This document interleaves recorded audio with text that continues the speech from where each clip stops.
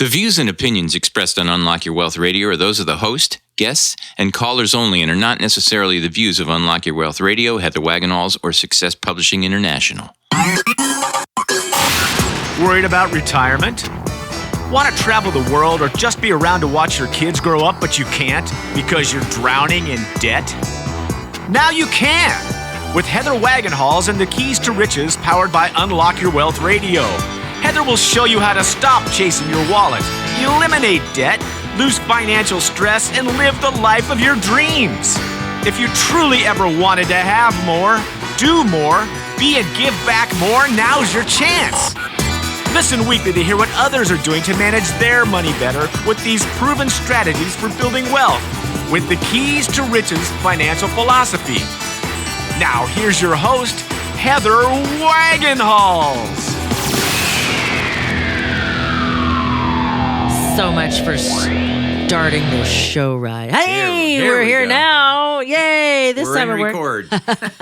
Push the red button with the circle. Is on. Make sure it's flashing. Thank you so much for stopping by. This part of the Keys to Riches is sponsored by Audible.com. Get your free audiobook download at keystoриches.com/free book and click on the link to over 150,000 titles to choose from for your iPhone, Android, Kindle, or MP3 player. We are here. I'm Heather Wagenhals, your hostess with the financial mostess. And I am flanked by the maestro of Moolah, Michael Terry. Hey, and folks.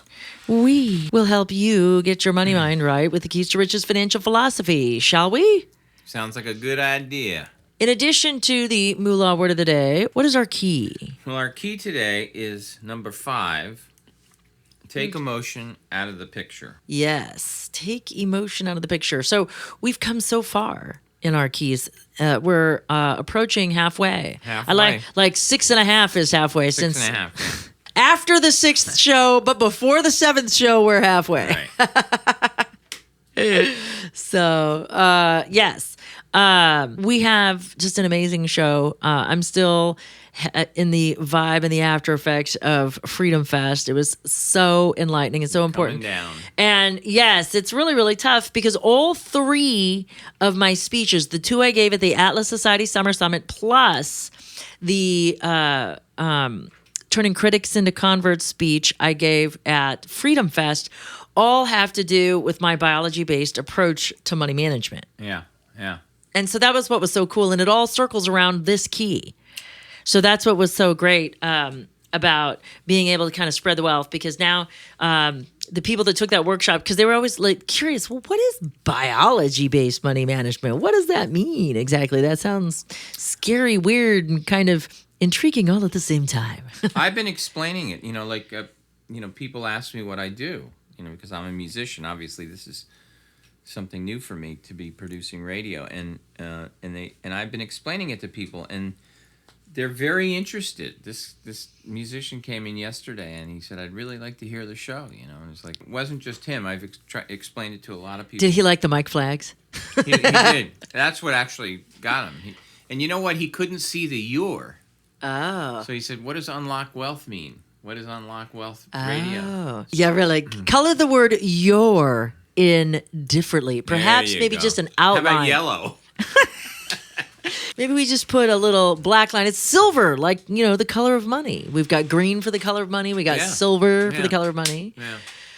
Who knows? Yeah. So anyway, this week's key is all about learning how to keep your passions in perspective. So that's the thrust of this show, and I'm going to share with you the way the Three Amigos do their information processing, because it'll dovetail into what we need to do next week. And do you remember what next week's key is? Next week's key is hope for the best, plan for the worst. There we go. I'm impressed. Yes. And so this key kind of is a precursor, if you will, to next week's key. So we're going to talk about keeping your passions in perspective, and specifically how we do that to control our physiology, because that's the key to being effective I can't wait for the video to be edited so we could put that up on the website, my different classes, because the experiential workshop was just blew people out of the water. Oh, neat. They were so freaked out. We did some timeline work, like where are you living? You know what I mean? Because, when we talk about objectivism and being an objectivist, it's all about having the capacity to reason and to use logic, but we can't if our biology gets in the way. And people just did not realize that. Yeah. Think about how many, philosophy classes or paradigms or strategies for successful living that you've heard over the years from people.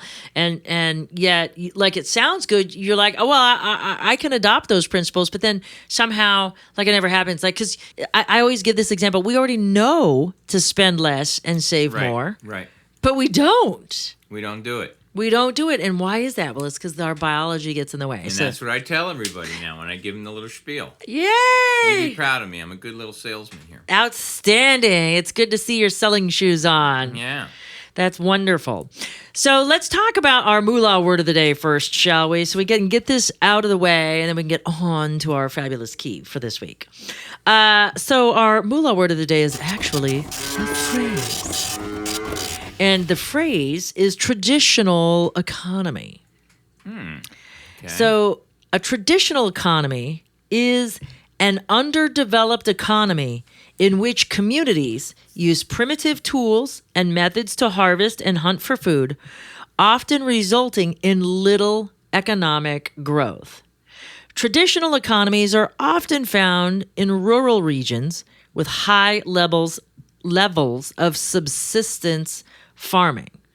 Countries that evolve their economies past the traditional level often develop into market economies or command economies.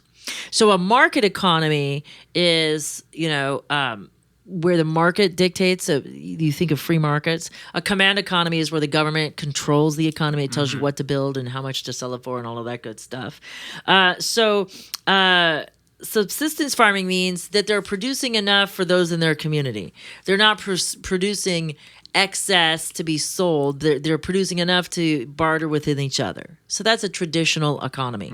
And so if you can think about some of the countries that still have tribal customs, tribal leadership, things like that, you immediately what comes to mind are some of the different tribes in Africa that still live primitively. In some of the rural parts of India, you see a lot of tribal living. But we could even have, a traditional economy here. I think about the Amish. Yeah. Oh, absolutely. So they had their own little society within the society. Although the first time I was in Amish country, I thought it was really crazy to see a buggy with a horse parked at Walmart. I'm like, really? How about the Hasidic community too? Oh yeah. Yeah. They produce, wealth and distribute it amongst their own. Right. So those are kind of some examples of what could be traditional economies. So we have obviously evolved past that, and we were a market economy, but we're more of a mixed economy. We got a messed up economy. Because there's too much government interference. We're not so much market as we are command. Yeah. We've got too much stuff that is punitive. Yeah. It makes why do people want to produce? Oh, I'll tell you, one of the reasons why I didn't develop my business into more than just a sole proprietorship, I didn't want the headaches. I just didn't want the headaches, and I probably knew I could make a lot more money, but I didn't want the headaches. Well, yeah, because you got to. Why would you? Depend on other people, and then the more you depend on other people, the more you open yourself up to litigation. Well, just all the taxes too, the sales tax and the. And you got to keep track of all of that stuff. Yeah, it's very punitive to be a businessman in America. Yep. And which is unfortunate. It's unfortunate. We really need to work on that. We need to get back to something different. Simplify. No question. Well, that's our word of the day. So traditional economy. Now let's move forward, shall we, and explore this week's key. How about it? Sounds good. So for those of you who are joining us for the first time, welcome to the show. We're so glad to have you. Whether you came over from our sister show at unlockyourwealthradio.com or just kind of found us, we're so glad that you are here. However you got here, we're thrilled because we want to share with you how to become financially free. So the Keys to Riches is a financial philosophy I created that teaches you how to think like the rich and be in control of your own money. It also gives you specific techniques to create or fix your credit, eliminate debt, save and invest, building, transforming your current financial habits into healthy money management skills. And we do this one key at a time, 1 week at a time here at the Keys to Riches powered by Unlock Your Wealth Radio. So this key is a critical piece because all the stuff that we learn about managing our money is for nothing if we can't control our physiology enough to execute and create the new behavior patterns that we need. So I've spoken of this on other shows, and I don't recall. I sprinkle it in here and there. So, but let's kind of walk through it all the way. So I'm going to give you the Three Amigos model for information processing.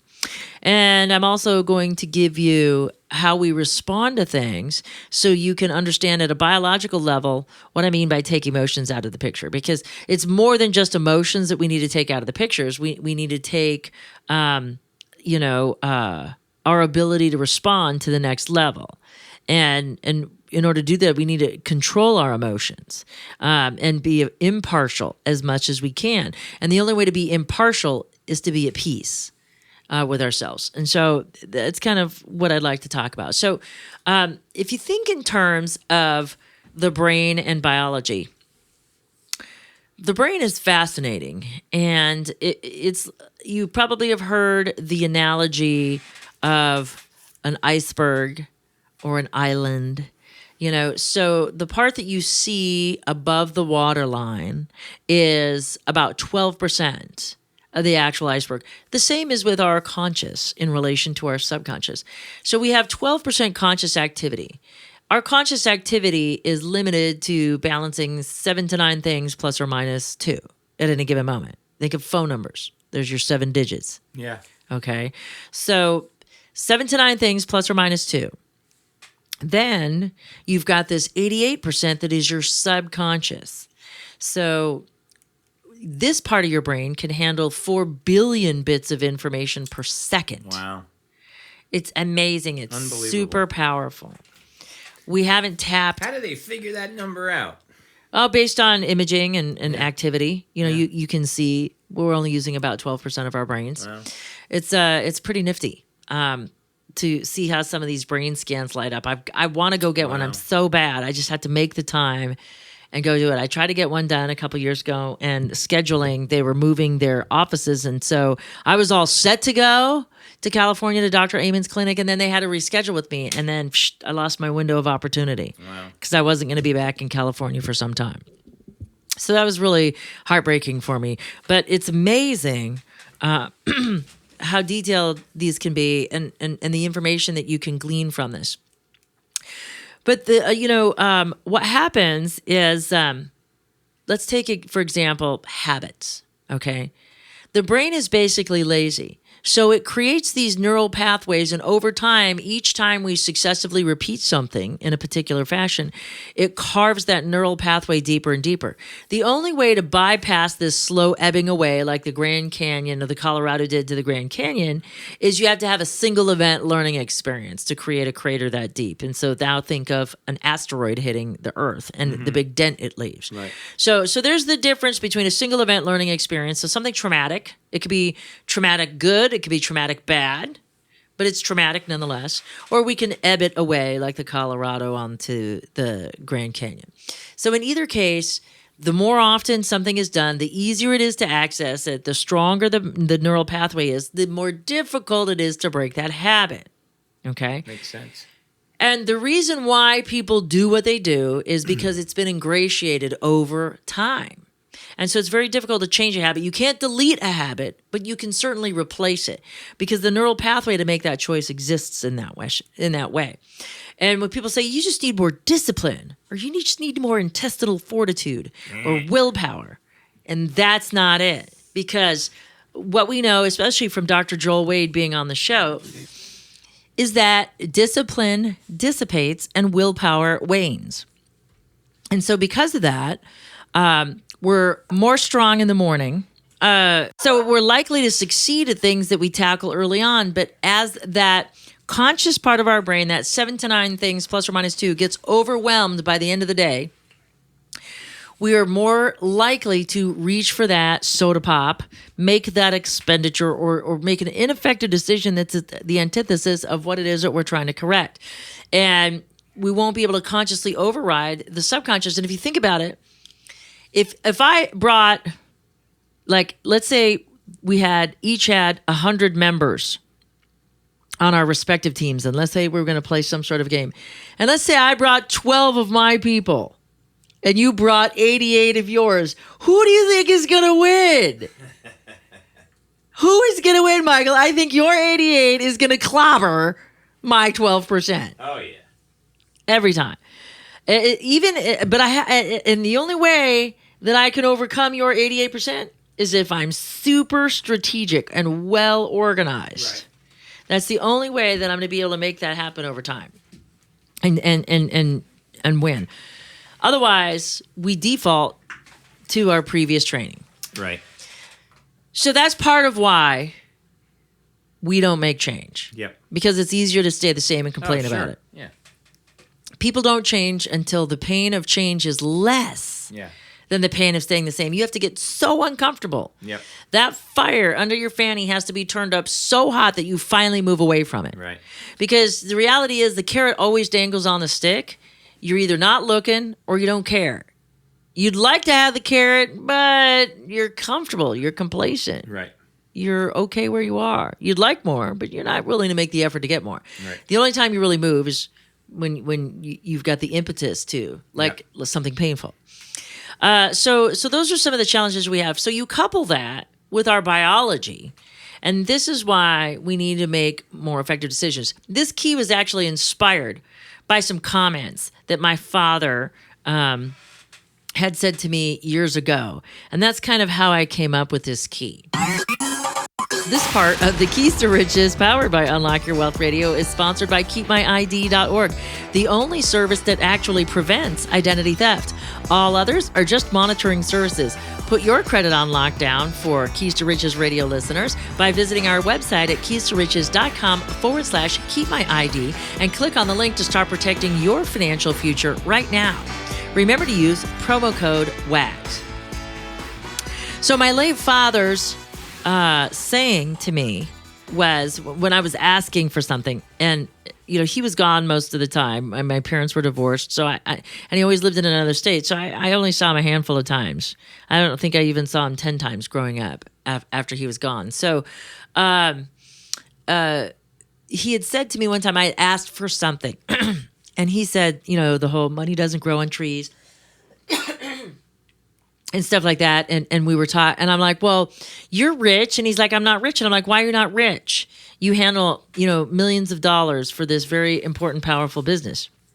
And he said that, that it was easy to manage other people's money, and he could manage millions of other people's money each and every day, but he couldn't balance his own checkbook. Right.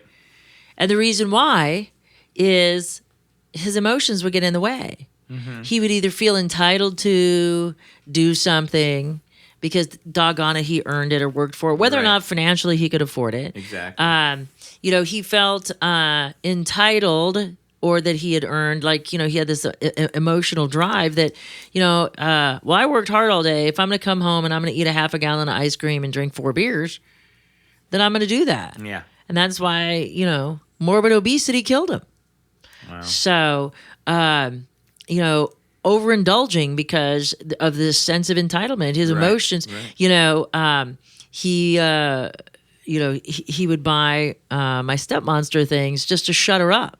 She would just nag and nag and nag. He wasn't buying it because she needed it. He wasn't buying it because it was a prudent purchase. He was buying it to get out of an uncomfortable emotion. Sure. And so this, watching this kind of inspired this key because he knew better. Wow. That's cool. He knew better. It's not cool, but it's cool that it inspired you. Yeah, I mean, he inspired this key because he knew better.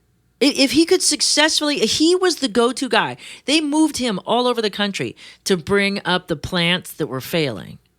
And he was always the turnaround guy. They'd take him in and have, he would take a plant, and within 6 months to a year, he would go from red to profitable in a short period of time. Wait, it sounds like he'd be worth a lot of money. Yeah, you would think. You would think. Yeah. But he was indulgent when it came to his own, to his own life. And so, all of this stuff came out after he died. He had fully borrowed of his, he had fully borrowed against his 401k. So there was essentially nothing in there after they paid back the loan. He hadn't paid his taxes for years. So where did all that money go? You know what I mean? It's just the dichotomy of effectiveness in his professional life and ineffectiveness managing his money in his personal life was really startling, to find out that there was not only that there was nothing left, that there was negative left. Yeah. It was just a crazy proposition. Yeah, it was just kind of insane. And so that's kind of, I'm looking at that. And then I started putting two and two together because when he passed away, all of this stuff kind of just started to really kind of sort of come out. And but he used to have all these little statues in his office about money. He had like a brand new uncirculated copper penny, and it talked about the power of a penny. And I always wondered what that was or what that meant. And he said, well, if I raise the price of washcloths, because they were in the linen supply business, if I raise the price of washcloths by 1 penny, I can actually create this much money in new income. If I can cut costs in this area by 2 cents, I can save, and he would show exponentially how it would work. And so I always liked that. That's one of the things I asked for. Like all these things I tried to get at my dad's that because business was his thing, that, that all these things started coming out when I started asking for little stuff, Yeah. and all of the money thing. It was just like the most crazy deal. And so it made me start looking at things differently. I was running a home buyers club with my mortgage company for people who couldn't qualify today. And that's kind of the Keys to Riches it was born on another radio show, but from the lessons I was learning from all these people that couldn't get their financial act together, that made more than enough money to afford a house, but they had financial challenges. And so as I was looking at it, and you looked at all of this stuff, that most of their purchases that put them in trouble were emotional purchases. Yeah, sure. Or impulse purchases. And so that's what kind of made me explore this whole, I explored the psychological base, but even though we did, that gives you some rationale for what goes on, but it doesn't stop it, because knowing that you have psychological hangups doesn't fix it. Yeah. And so why are we still getting in it? And it's actually beyond emotion. It's actually biology. And that's what I learned the more I explored the brain and the more I started doing all of this research. So I came up with this very simple way to explain how we process information and why we can't be logical more often. And I call this my Three Amigos model for information processing. And, I chose the name because there are three. If you remember the movie with Chevy Chase, Martin Short, and Steve Martin, right? It was super funny. Like each one of them had like their own cute little redeeming quality, but mostly they were bumbling along. But they could rise to the occasion when they worked together, when they cooperated. Remember, they conquered the infamous El Guapo. So that's why I thought, that's right, because each one of these brains on its own is kind of lost without all of them working together. And, I got a tremendous response at both the Atlas Society Summer Summit and Freedom Fest when I shared this concept. It was an aha moment for people, because all of those people were intellectual people.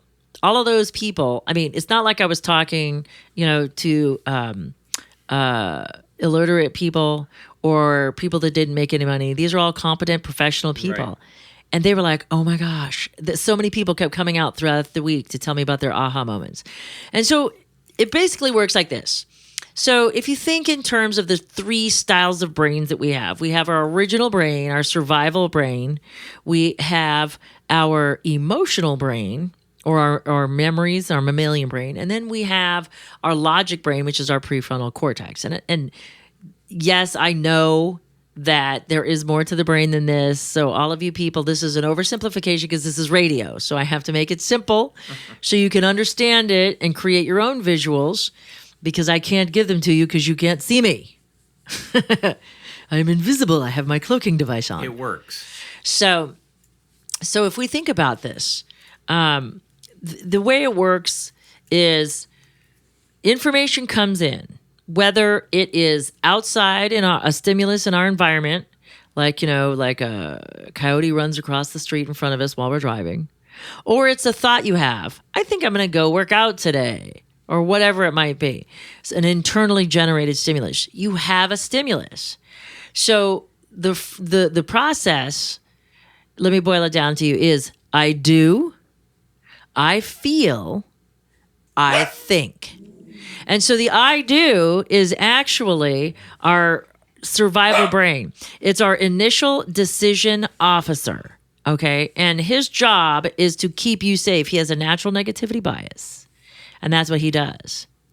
Our I feel is actually our curmudgeon, because this is our mammalian brain, so we emote and we remember in this area.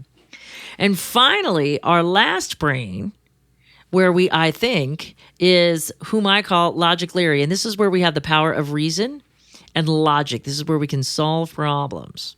We can make evaluations in this area. And this is just an oversimplification, but this is the process. So how can we possibly be logical, rational, and reasonable if it's the last thing we do to process information? It's not going to happen. Now, and why is that? Well, it's because of the structure. So if you think of the brain in the terms of 3 stories, okay, it's a 3-story house. And on the first story, that's where the I do lives.